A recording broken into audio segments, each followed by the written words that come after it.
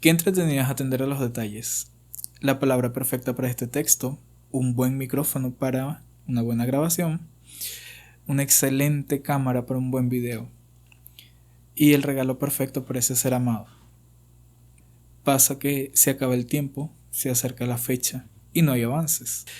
Otra vez en la trampa, perderse en detalles y ni siquiera comenzar. La vida de un perfeccionista.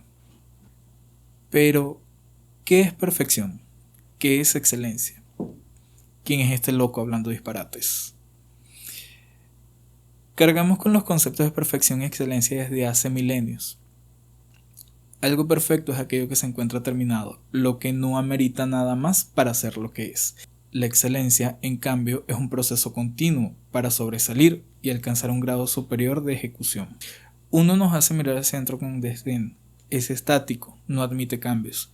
El otro, por su parte, nos hace mirar hacia afuera con anhelo o insuficiencia, pero es móvil e interminable. Y en realidad no son conceptos inherentemente malos. La perfección puede ser un ideal, algo que regule nuestro andar y nos indique qué hacer. Es indicador de integridad, de completitud y de cierre. Obviamente, rechazando esta noción de la perfección como ausencia de defectos. Mientras que la excelencia es el hábito de mejorar lo mejorable, aprender lo que haga falta, rechazar lo inadecuado y modificar lo necesario, porque exige evolución y no clausura. En una encontramos cuando terminar, la otra es más un umbral que sostiene el proceso. La cuestión con el perfeccionismo es que se puede volver un vicio muy rápido y muy fácilmente. No es que sea una adicción, sino que daña todo proceso en el que interviene. Para quienes escriben se manifiesta en un fetiche raro y grotesco con el control Z y carpetas con versiones. Para quienes escriben pueden manifestarse en un fetiche bastante grotesco con el control Z y carpetas llenas de documentos que se llaman versión final, ahora sí Pro Max Plus 2.0.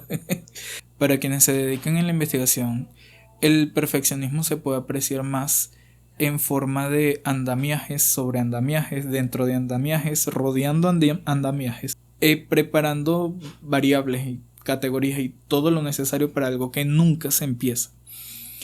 Para cualquiera es el establecimiento de condiciones previas para el comienzo, para el desarrollo y para el final también. O también puede ser revisar con lupa referente tras referente y en lugar de encontrar inspiración, encuentras defectos y excusas para decir que tu proyecto no está listo. Se supone, tomando como referencia los conocimientos de la psicología, que la excelencia es el antídoto idóneo para el perfeccionismo. Pero muchas veces se puede aspirar a perfección utilizando la excelencia como máscara, convirtiendo cualquier proceso en una ruleta rusa entre el impulso y la inacción. Un ciclo espantoso, si me lo preguntan. Idealmente, la excelencia debería ser un empuje, un motor de cambio, de mejora, pero lo usamos, o yo lo he usado, como una excusa para querer alcanzar la perfección. Recuerdo el año pasado, poco después de mi cumpleaños número 28, decidí crearme un Instagram profesional para promocionar mis servicios como ghostwriter académico. La motivación era brutal. Abrí planificando, listando todo lo que necesitaba, las ideas volaban en mi cabeza. Hasta que me pregunté, ¿qué colores voy a usar? La respuesta era simple, rojo o verde. Pero, ¿cuál de los dos? El rojo me encanta, transmite pasión, los tonos más profundos me resultan elegantes, los más claros son bastante dulces, bastante tiernos, pero en general me resulta molesto después de un rato. Así que vámonos con el verde. Es el color del dinero, de la abundancia, de la naturaleza. ¿Qué tono sería el más apropiado? El manzano es mi favorito, aunque es difícil de combinar. Mejor algo más bosque, menos brillante, pero es algo lúgubre.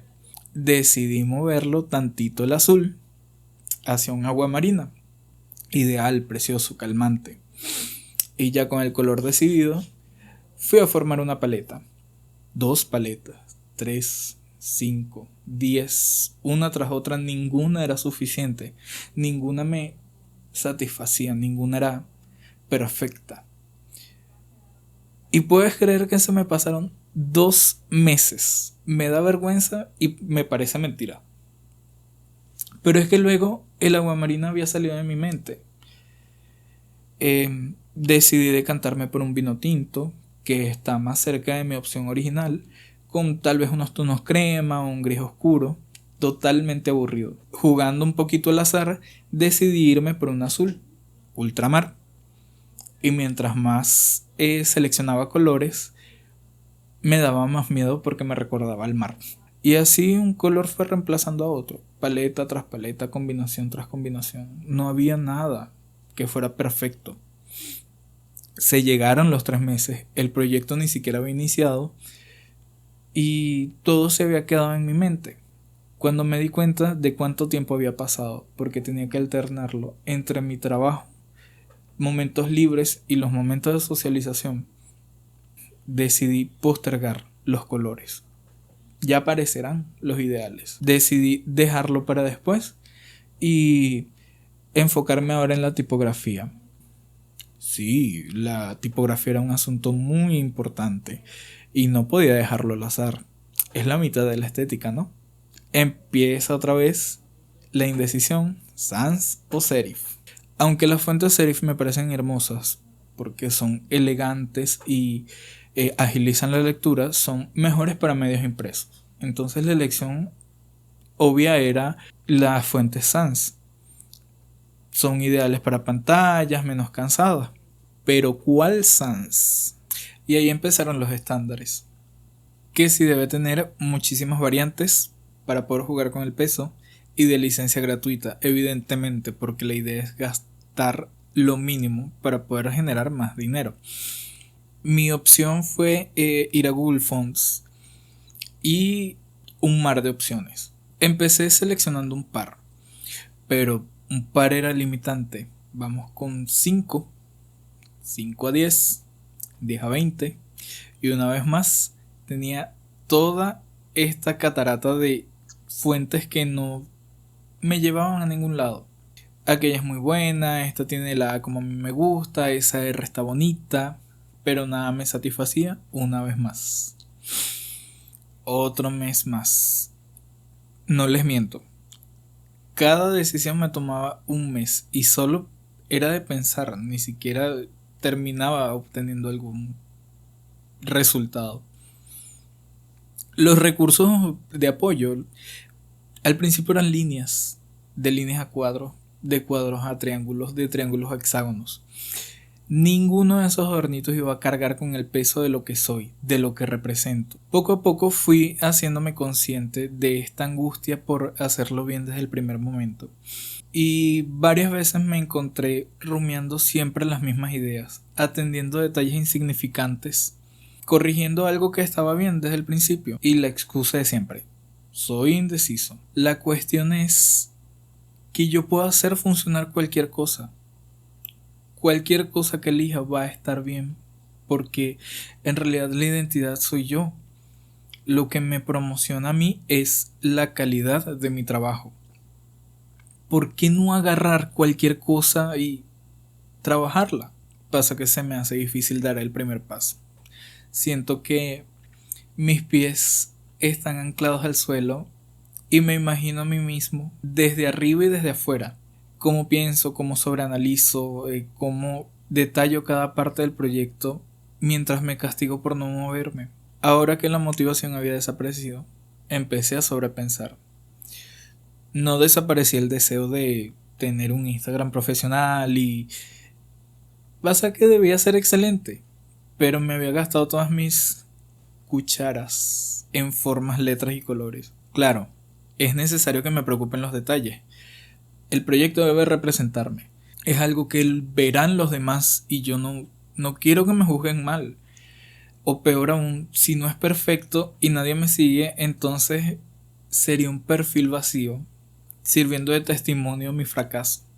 Aparte, Si no es excelente, entonces es mediocre. Y yo no puedo ser mediocre. Dicho de otro modo, si esto que estoy creando no es perfecto, entonces es defectuoso. A la desaparición de la motivación le siguió la voluntad, pero el proyecto seguía rondando por mi mente constantemente. Debo confesar que no tolero para nada la frustración. Y dejar algo incompleto me da comezón en el cerebro. Entonces, algo debía hacer al respecto, urgentemente. No vayan a creer que soy ingenuo. Vivo en introspección constante. Y sabía muy bien lo que estaba haciendo mal. No sabía cómo hacerlo bien. Esa era la cuestión. Y un simple Instagram que tiene cualquier persona se volvió de repente un monstruo en mi cabeza. Pero algo tenía que hacer, tenía que lograrlo. Tenía que rascar esa comezón. Por supuesto, tomar decisiones y accionar como tal me estaban aterrando. Entonces decidí evadir con tantita elegancia todo lo que me estaba y me fui a hacer lo que más me gusta hacer, intelectualizar mi vida, a ver si entendiendo la materia termino entendiendo al sujeto. Fue enriquecedor lo que encontré. Resulta que el perfeccionismo es un campo de estudio, un fenómeno de estudio dentro de la psicología. Y aquí hay dos autores bastante prominentes. Permítanme, disculpen el recurso. Necesito ilustrar el agujero de conejo por el que me lancé. Entre varias obras han logrado teorizar que existe una necesidad de encarnar o aparentar perfección, nacido de depresiones sufridas a partir de otras personas y que se afianza justamente en relaciones posteriores. Aquí hay una diferencia enorme entre tener estándares altos y la excelencia, que son aparentemente algo positivo, pero la excelencia en mi vida ha sido una bonita máscara para no admitir que anhelo ser perfecto. Aparte, el perfeccionismo nace de una sensación de no pertenecer, de no encajar o de no importar a otros. Esto me alegró muchísimo leerlo porque colisionó con algo que me dijo mi psicóloga mucho más adelante sobre los mecanismos de defensa. Y tanto ella como este par de autores coinciden en que la perfección es un rasgo bastante improductivo, muy poco efectivo para producir resultados. Ahora bien, esto me parecía muy clínico, yo psicólogo no soy, la verdad no quería meterme mucho en esto, así que fui a buscar a ver qué hay más por ahí. Evidentemente, perderme en detalles era una forma muy productiva e improductiva de evitar el proyecto. Procrastinaba. Y de procrastinación sí ya he investigado bastante. Timothy Pychyl, creo que lo estoy pronunciando bien, es la autoridad en la materia. Y él lo dice de una forma bastante concisa. Pasar de querer hacer algo bien a no hacer un pepino. Porque hay una angustia, hay un agobio, hay una ansiedad por la cantidad de esfuerzo que amerita, o más aún me agobia no ser lo suficientemente perfecto mientras lo hago. Personalmente hay que sumarle que me agobia no tener las credenciales que dan fe de mis habilidades. Nunca me preocupé lo suficiente por titularme y este oficio lo aprendí inicialmente de mi mamá, el ser un ghostwriter académico. Luego pulí mis habilidades de manera autodidacta, aunque invadir el espacio de expertos que se habían ido a la universidad para esto me resultaba un insulto al esfuerzo ajeno. La cuestión es que llevo más de una década escribiendo las tesis de otras personas, enseñándoles y educándoles en cómo comunicar, cómo investigar, cómo defenderse, inclusive cómo dirigirse a los tutores, a las autoridades académicas. ¿Qué más credencial que mi propia experiencia? Pero no nos desviemos del tema. Estaba procrastinando y el remedio para eso es iniciar, lamentablemente. Aunque sea un pasito pequeño, la dirección la tenía bastante clara. Pasa que la voluntad me fallaba porque el miedo me estaba paralizando. Y como estaba sobreanalizando, dije, bueno, vamos a sobreanalizar sobre el sobreanálisis. Aquí resultó que es Barry Schwartz el duro del tema. Establece algo llamado la paradoja de la decisión, donde hay muchas opciones, hay incapacidad para tomar una de estas opciones, se siente insatisfacción por el proceso y nace la frustración. una emoción que conozco muy bien. Para Schwartz, elegir es difícil, elegir bien es peor. Elegir bien en un mundo de infinitas posibilidades es casi imposible. Y sumémosle que veo 10.000 versiones de mí mismo haciendo el proyecto. Ninguna se ve suficiente. Entre uno y tantos autores indagando por ahí, decidí buscar quien hablaba sobre el miedo al juicio. Me topé con Brené Brown, que lo pone simple y claro. La vergüenza, el miedo a ocupar un espacio al que no pertenecemos, al que no merecemos, es en realidad el reflejo de una carencia propia. De eso último no voy a investigar, así que me saltaré toda esta parte. Brown habla mucho también de vulnerabilidad. Un bonito bizcocho de incertidumbre, relleno de exposición emocional y cubierto con percepción de riesgo. Perdón, me dio hambre. ¿En qué estábamos? Sí. Vulnerabilidad. Uno queda muy vulnerable después de haberse observado a sí mismo por tanto tiempo. Entonces, mostrarme a mí mismo imperfecto es casi obsceno. Pero Brown es bastante tajante. La vulnerabilidad es el génesis de la innovación, de la creatividad y del cambio. Y aquí fue donde empecé a encontrar un poquito de luz entre tanta literatura oscura. Ya bastante harto de tanta clínica, me toca echar mano de lo que realmente me inspira, la filosofía. Cuando todo se oscurece, voy corriendo los brazos de Kierkegaard y Sartre. Indudablemente el sobrepensador nervioso tiene que aferrarse al existencialismo para poder sobrellevar su propia vida. Busqué un álbum sobre miedo y le di play. Empiezo por Kierkegaard, quien dice que la ansiedad es solo la posibilidad de libertad. Aunque prefiero quedarme con su icónico, la vida solo puede ser entendida al mirar hacia atrás, pero debe ser vivida hacia adelante. Dicho de otro modo, aunque no entiendas la vida, igual te va a tocar vivirla. Debes continuar viviéndola. O más aplicado a mi cotidiano descenso al abismo, tengo que continuar trabajando a pesar de mi parálisis e intentar comprender el proceso después o durante. Irónicamente estaba investigando para entender en lugar de actuar. Antes de finalizar este recorrido teórico, no me podía saltar a mi hermosísimo Sartre.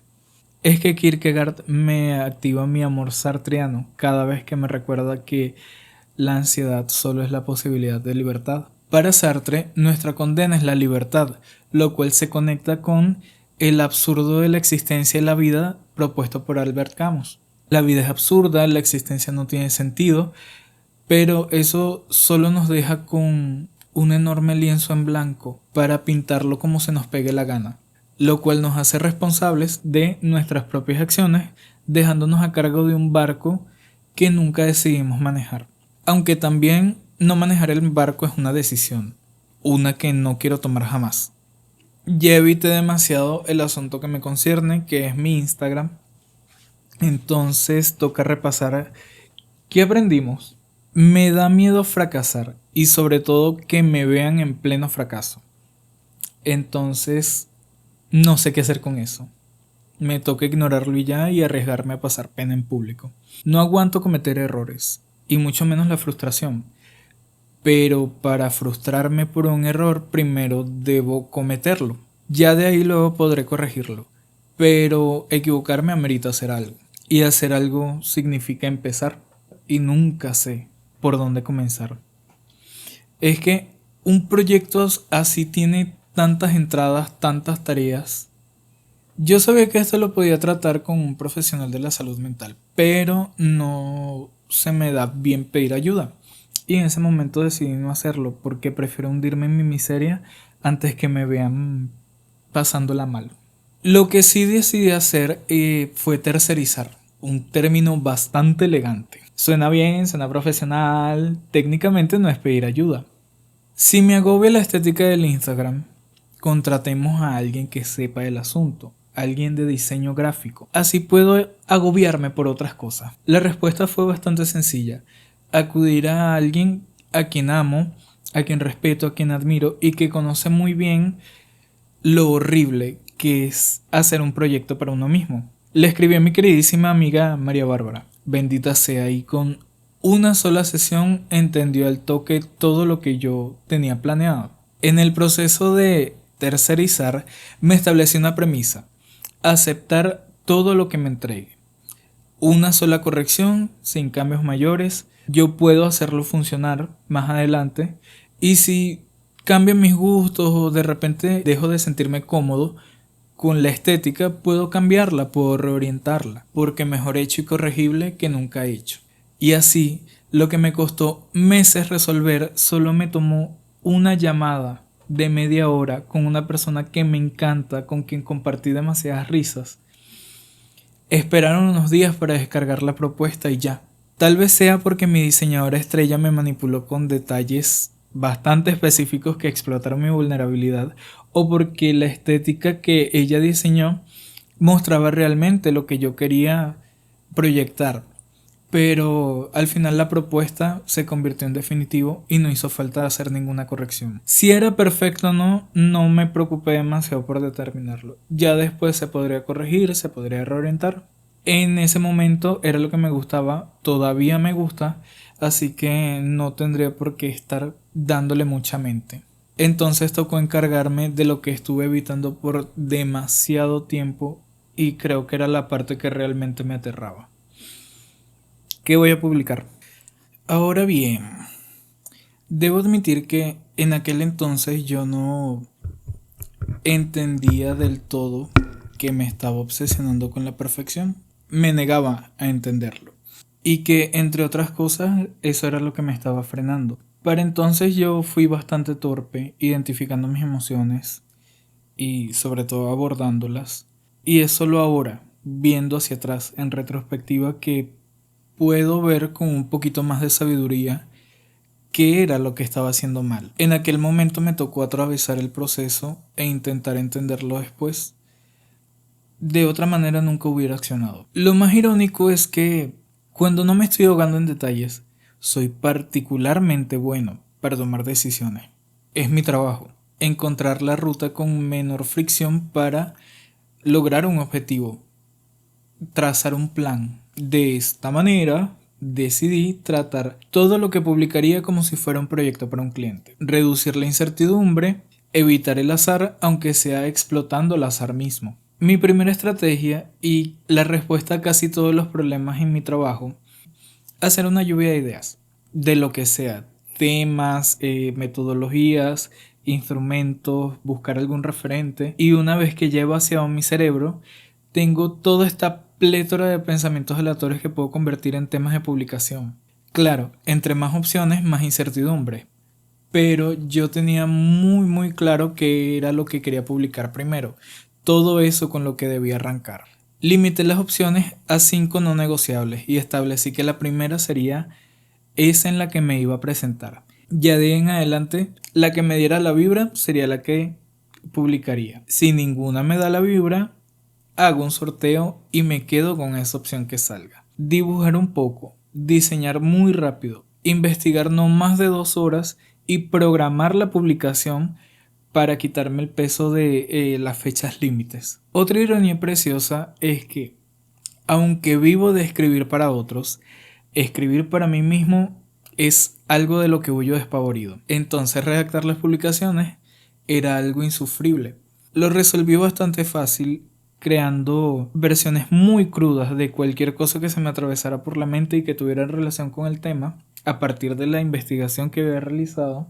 Con eso ir depurando, eliminando todo lo que fuera innecesario, guardando lo que pudiera utilizar después en otra publicación, dejar reposar por lo menos 2 días el texto, y ya de ahí, el día de la publicación, hacer una última corrección. Para evitar este ciclo tan espantoso de estar escribiendo, corrigiendo, escribiendo, corrigiendo, escribiendo, corrigiendo, bastante me cuesta salir. Quisiera aclarar que lo que me ha resultado más duro de todo este proceso ha sido aceptarme como alguien que no es experto en estas cuestiones de marketing o diseño o edición, y sobre todo aceptar que no soy perfecto, permitirme ser un novato y fracasar, porque el que yo fracase significa que al menos lo intenté.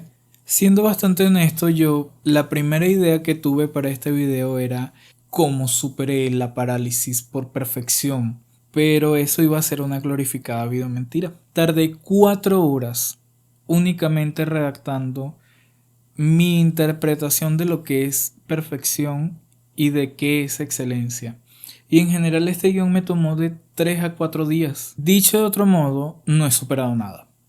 Pero sí he estado llevando esta cuestión con un poquito más de eficacia que antes. Este micrófono, por ejemplo, fue una decisión de un mes y una compra muy mala. Aunque me excuso en que yo no sé nada de audio o edición o video. Y recordemos que me distraigo tal vez con demasiada facilidad. Entonces me cuesta empezar, continuar y sobre todo terminar. Pero no, decidí mostrarme aquí tal cual soy, más o menos. Y quién sabe, tal vez esto sea un cuaderno de estrategias al que pueda acudir cada vez que me vuelva a perder entre líneas y colores que desde un principio estaban bien. De todas maneras, responderé a la última pregunta que formulé al inicio del video. Hola, soy John. Les conté todo esto porque necesito una excusa para presentarme ante YouTube. Creé este canal como una forma para vaciar mis pensamientos y convertir mi sobreanálisis en algo más productivo que un abismo. Además que mi psicóloga me recomendó intentar superar mi miedo a ser vulnerable, y qué mejor manera que hacerlo delante del internet y empeorar mi huella digital.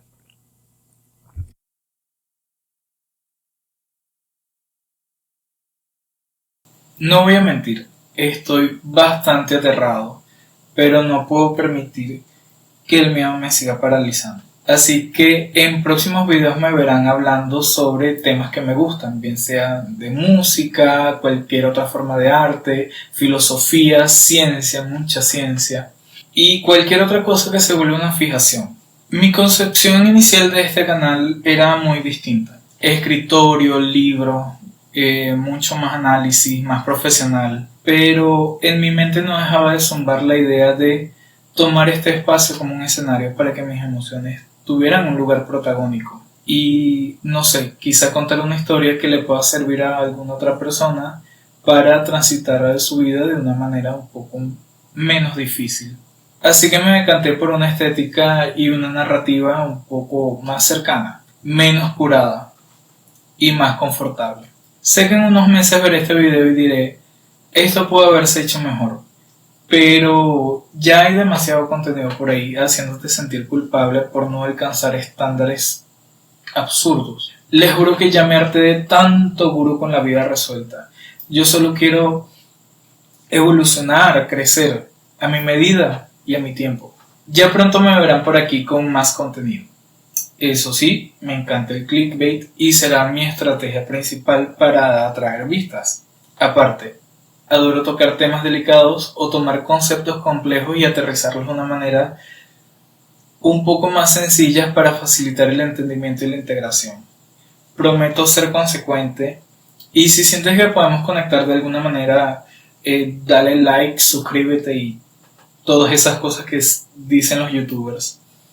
Eso me ayudaría a alcanzar a muchas más personas. Aparte, la validación me sirve para continuar con este proyecto y sentir que sí estoy obteniendo algún fruto de todo este nuevo viaje. Bye.